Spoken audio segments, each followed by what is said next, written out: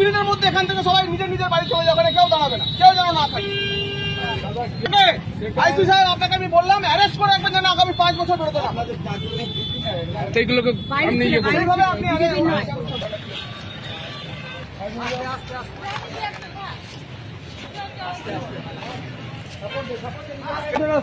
আপনারা ভিতরে যান।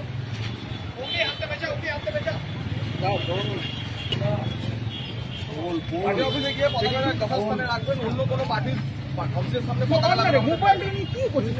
ঠিক আছে না? আপনারা যাবে না। আপনারা তৃণমূল না।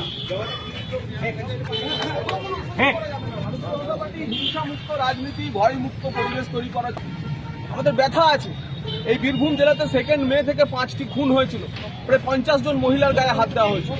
কিন্তু আমরা সেসব ভুলে গিয়ে আমরা তো বলেছি অপরাধ এবং অপরাধীর গুণ বিচার করে নতুন সরকার এসে অ্যান্টিবায়োটিক প্রয়োগ করবে।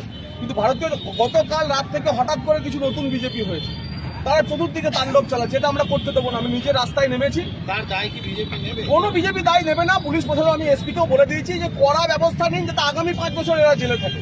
আমরা বীরভূমে অশান্তি চাই না। আমরা তৃণমূল কংগ্রেস, আমরা এই অশান্তি করতে দেবো না।